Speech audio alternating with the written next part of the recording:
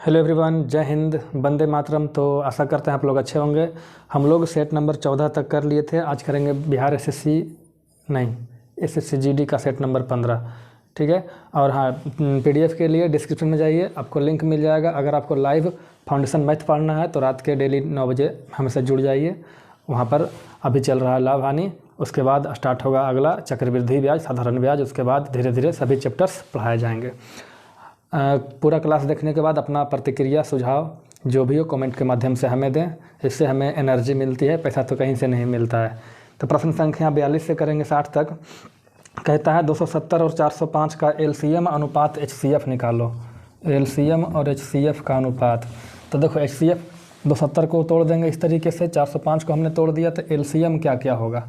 ठीक है। तो जो कॉमन है, देखिए 3 कॉमन है दोनों में और 1 5 कॉमन है। तो एलसीएम हो जाएगा 3 और 1 5, है ना जी। नहीं, एलसीएम नहीं, वो हो जाएगा एचसीएफ। जो कॉमन है वो एचसीएफ। तो 3 तिया 9 तिया 27 और गुने 5, ये हमारा हो गया एचसीएफ। और एलसीएम क्या है, तो जो कॉमन है पहले उसको ले लीजिए, 27 से गुने 5। और जो कॉमन नहीं है सबको ले लीजिए। तो यहाँ से लेके ई कॉमन था और ऐसे देखिए ई पूरा कॉमन था, तो ये ले लिए। 3 तिया 9 27 गुने 5। और क्या क्या बच गया, 1 2 बच गया, 1 3 बच गया, तो गुने 2 और 3 है। 27 गुने 5 से 27 गुने 5 कट जाएगा, तो 2 तिया 6 अनुपात 1। अगला कहता है 392 में क्या गुना करें कि पूर्ण वर्ग हो जाए। तो इसको पहले हम तोड़ लेंगे। 2 एकम 2, 2 नंबर 18, 2 छक 12। ठीक है। और देखिए इसको लगाएंगे 14 से, तो 14 गुने 14। तो देखिए 2 गुने 14 गुने 14, तो इसका तो पेयर लग रहा है, 2 का पेयर नहीं लग रहा है। तो इसमें हम अगर 2 से गुना कर दें तो पूर्ण वर्ग बन जाएगा। अगला कहता है घनाभ का क्षेत्रफल पूछ रहा है।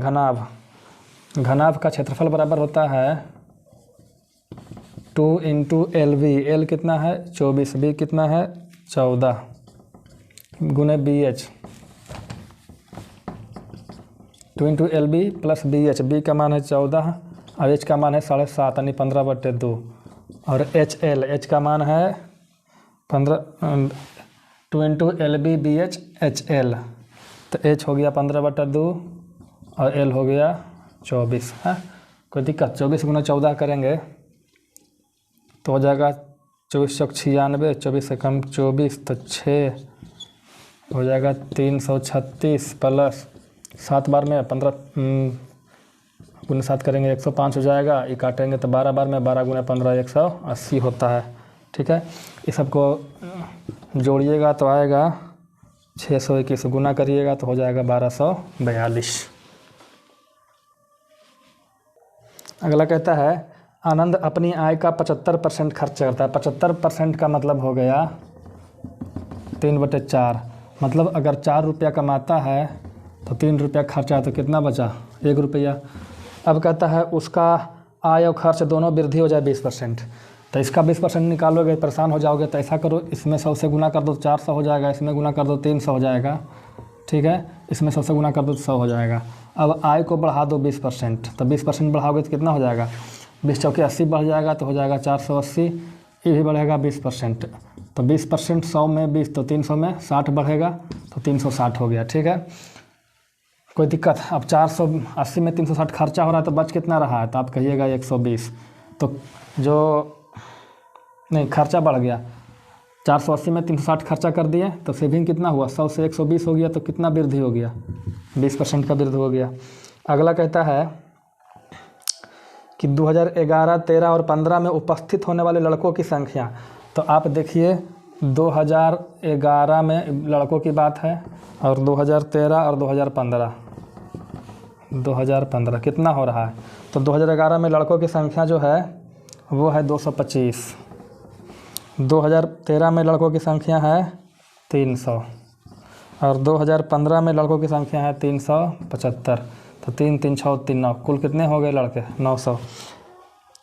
कहता है 2012 में उपस्थित होने वाली लड़कियों से कितना कम है। अच्छा, लड़के कितना उपस्थित हो रहा है 2012 में, तो तुम देखोगे 2012 में लड़कियों की संख्या 325 है। लेकिन प्रश्न ध्यान से पढ़िएगा। कहता है 2011, 13, 15 में उपस्थित होने वाले लड़कों की संख्या का औसत। तो 3 साल का औसत निकालेंगे तो 3 से भागा देंगे तो कितना हो गया 300। तो कहता जो ये 300 है ना वो 325 से कितना कम है, तो आप कहिएगा 25 कम है। पूछा गया कितना प्रतिशत कम है, तो 25/325 है ना जी, और गुने 100। 25 से काटोगे तो 25 से कम 25, 25 तिया 75, 1/13 हो गया। इसका 1/13 बराबर होता है 7.9/13%। इसी को बोल सकते हैं 7.7%। कहता है जो विनीत है ना वो विनोद से 8 वर्ष छोटा है। 2 आदमी हैं, विनीत और विनोद। तो ई छोटा है इससे, तो इसको मान लेते हैं x, तो ये हो जाएगा 8 साल। तो क्या जो विनीत है विनोद से 8 साल छोटा नहीं हुआ, हो गया। अब कहता है 4 साल पहले उनका एज का अनुपात, तो 4 साल घटाएंगे इसमें से और 4 साल घटाएंगे इसमें से, तो हो जाएगा x - 4, ये घटाएंगे तो हो जाएगा x + 4, अनुपात 1:2 है। गुना करो 2x - 8 बराबर x + 4, ये जाके x इधर घटेगा तो हो जाएगा x बराबर 8 जुड़ेगा तो हो जाएगा 12, तो x 12। देखो x जगह घटेगा तो x बचेगा, इधर 8 जुड़ेगा तो 12, x बराबर 12। तो कहता है विनोद का वर्तमान उम्र कितना है, x + 8 यानी 12 + 8, 20 साल है विनोद का उम्र। अगला कहता है रमेश अपने घर से 12 किलोमीटर प्रति घंटे की चाल से जाता है और 20 मिनट में विद्यालय पहुंच जाता है। तो भैया बता दो दूरी क्या होगा। तो दूरी बराबर क्या होता है जी, चाल गुने समय। तो चाल कितना है 12 किलोमीटर प्रति घंटा और समय कितना है 20 मिनट। ये घंटा में है, ये मिनट में है, गलत बात है। इसको बदलो घंटा में, 60 से भागा दोगे तो 3 से काटो 4, यानी दूरी कितना है 4 किलोमीटर। अब कहता है इसी दूरी को 15 मिनट में जाना है। कितना में जाना है जी, 15 मिनट में। 15 मिनट को घंटा में बदलो तो 15/60 घंटा। तो कहता है चाल बताओ, चाल बराबर क्या होगा, चाल बराबर दूरी बटे समय। तो दूरी 4 बटे समय 15 बटे 60 चला जाएगा ऊपर, 15 चौके 60, 4 चौके 16 किलोमीटर प्रति घंटा, नया चाल हो जाएगा। हाँ चलो अगला प्रश्न संख्या 48। घबराना नहीं है, काफ़ी ईजी है। कहता है एक आयताकार तालाब की लंबाई चौड़ाई की 2 गुनी है। लंबाई जो है ना चौड़ाई की 3/2 गुनी। 3/2 गुनी से देखो कैसे मानेंगे, 3/2 गुनी किसका है, तो चौड़ाई का। तो जिसका रहेगा वो नीचे रहेगा। तो मान लेते हैं चौड़ाई ई, तो लंबाई कितना होगा, तो चौड़ाई का 3/2, तो लंबाई कितना हो गया 3। तो इतना नहीं करना परीक्षा में, सीधा समझिए चौड़ाई अगर 2 है तो लंबाई कितना हो जाएगा 3 हो जाएगा। अब कहता है क्षेत्रफल दे रखा है, क्या दे रखा है क्षेत्रफल। तो यहाँ अनुपात है तो x लगा लीजिए। तो क्षेत्रफल कितना होगा, लंबाई गुने चौड़ाई, तो 3 दूनी 6x², और क्षेत्रफल कितना है 2400। तो x² बराबर 6 से काटेंगे तो 400 बार में x बराबर क्या हो जाएगा 20, है ना जी। अब क्या कहता है इसका बताइए, रेलिंग करना चारों ओर। तो रेलिंग कराइएगा तो परिमाप के चारों ओर कराइएगा, चारों ओर क्या होता है परिमाप। तो परिमाप क्या हो जाएगा 2 × l + b। l है 3x और b है 2x, तो 3 2 5 और 2 10x। तो पेरीमीटर कितना हो गया 10 और x का मान कितना है 20, ठीक है, यानी 200 मीटर।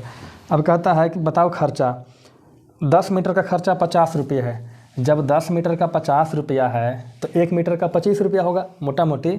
जब खर्चा की बात करेंगे, खर्चा लिख देते हैं, तो 10 मीटर का 250 रुपया, तो 1 मीटर का 25 रुपया, तो 200 मीटर का तो 200 × 25, 5000 रुपये खर्चा पड़ेगा। अगला कहता है एक व्यक्ति 7400 में फ्रिज खरीदता है, लेकिन 5000 नगद देकर यानी डाउन पेमेंट देकर शेष रुपये को 12% वार्षिक ब्याज की दर से कुछ समय बाद 4840 रुपये देकर ऋण चुकाता है। तो कितने समय बाद ऋण चुकाता होगा, किया कितना समय बाद चुकता किया। देखिए फ्रिज का कीमत था 7400, उसने क्या किया 5000 रुपये नगद दे दिया। जब 5000 रुपये नगद दे दिया तो कितना बचा उसको देने के लिए, 2400 रुपया और देना था। अब उसने 2400 के बदले क्या दिया 3840 रुपया दिया। तो कितना ज़्यादा दिया, तो घटाएंगे 4 और 8 में से 4 गया 4, 1440 रुपया ज़्यादा दिया। ज़्यादा क्यों दिया, क्योंकि ये ब्याज के रूप में दिया। क्या दिया जी, ब्याज के रूप में। सही घटाए ना जी, हाँ।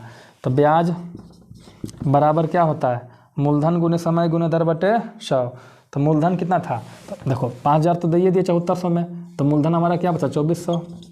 तो 2400 मूलधन गुने समय पता नहीं, दर कहता है 12% है, हाँ, और बटे क्या कर दो 100।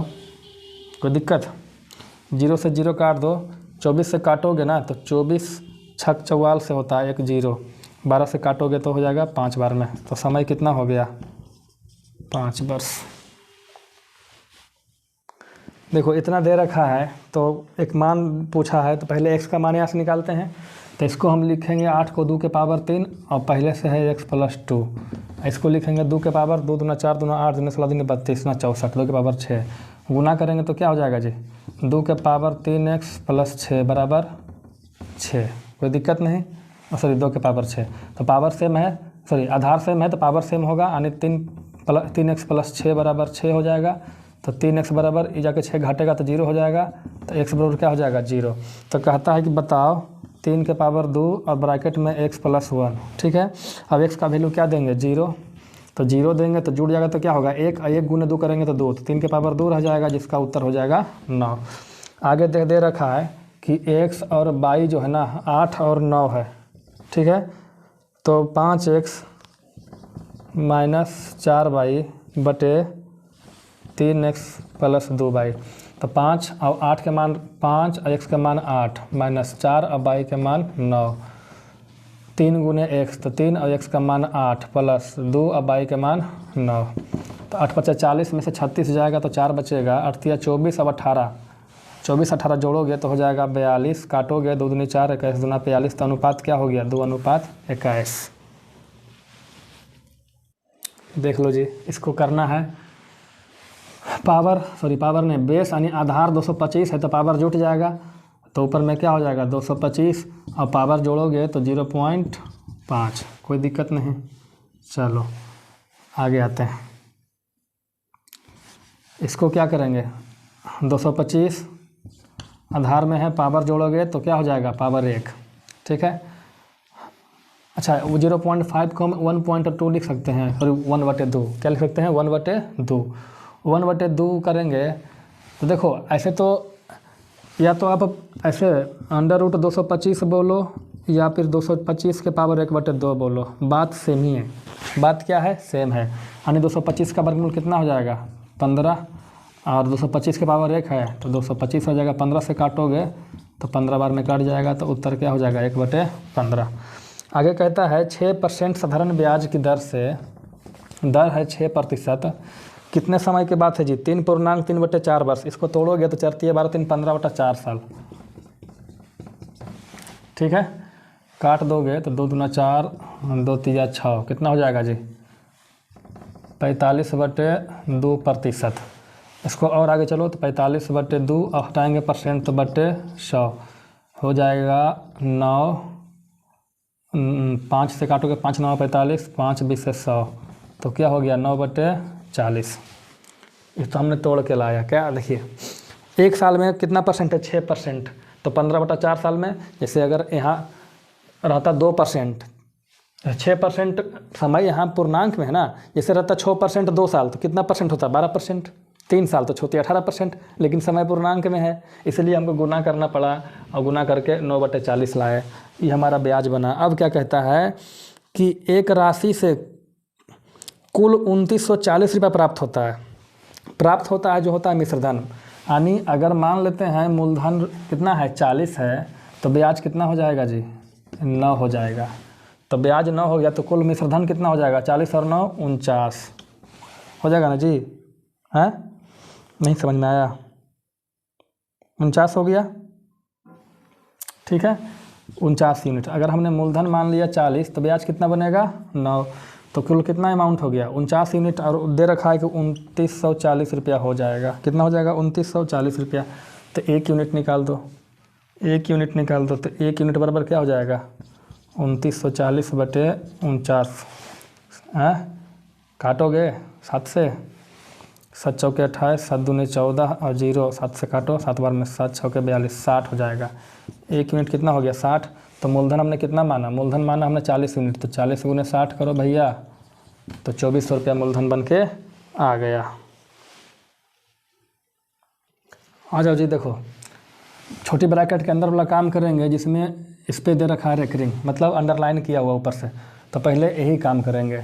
तो 15 या 45 हो जाएगा, 135 से भागा देंगे 45 तो 3 बार में कटेगा। अब 25 में 3 घटाएंगे तो क्या बनेगा 22 अब यहाँ 88 में भागा दीजिएगा 22 से तो कितना बनेगा 4, और 27 में से 4 घटाइएगा तो क्या बनेगा 23, क्या बनेगा 23, और 161 पहले से है, भागा दीजिएगा तो 23 गुने 7 161 होता है, तो उत्तर क्या हो गया 7। कहता है 6 विषय में विमल का औसत 56 अंक है, तो 6 विषय में औसत 56 है 55, तो 6 विषय का 56 है तो कुल अंक कितना का है, तो 6 5 30, 6 5 3 और 3 33, 330 अंक आया कुल मिला के। कहता है औसत 60 बनाने के लिए 7वें विषय में कितना अंक चाहिए, तो जब औसत आप 60 बनाइएगा तो विषय की संख्या कितना हो जाएगी 7, तो कुल कितना हो जाएगा जी 6 7 42 अंक, तो घटा दो, नीचे से ऊपर घटाओगे तो 0 और गलती ना किया जी, 6 गुने 56, 6 5 गलती की 6 6 36 ना होगा जी, घटाओ 10 में से 6 जाएगा 4, और यहाँ कितना 11 में से 3 जाएगा 8। 7वें विषय में कितने अंक लाने होंगे 84 अंक, नहीं समझे, समझ गए होंगे। देखो ये 6 विषय का योग है, ये 7 विषय का योग है, तो 7 विषय में से 6 विषय घटा देंगे तो एक विषय नहीं बचेगा, और वो एक विषय कौन होगा, अंतिम वाला 7वां होगा। इसका एक तरीका और बताते हैं, तरीका नंबर 2। तरीका नंबर 2 क्या है, पहले था औसत 56, करना कितना है 60, तो 56 जब 56 से 60 करिएगा औसत, तो औसत कितना बढ़ जाएगा 4, औसत कितना बढ़ जाएगा 4 बढ़ जाएगा, तो औसत 4 बढ़ेगा तो औसत मतलब 1 पर बढ़ेगा, कुल संख्या कितने हैं 7, तो कितना बढ़ जाएगा 28, 28 तो बढ़ जाएगा, और पहले से था कितना औसत 56, जोड़ दो तो भी 84 है, 7वां अंक क्या है 84। कहता है एक फैक्ट्री में मजदूरों की संख्या 10:9 में कम कर दिया गया, मतलब मजदूर नहीं मजदूर, मतलब पहले मजदूर 10 था तो अब कितना हो गया 9, और उसका जो मजदूरी है ना 4:5 में बढ़ा दिया गया, मतलब ये जो मजदूरी है इसका उसको क्या बोलते हैं जी दिहाड़ी, लो दिहाड़ी 4:5 में बढ़ा दिया, मतलब पहले 4 रुपया मिल रहा था तो अब 5 रुपये मिल रहा है।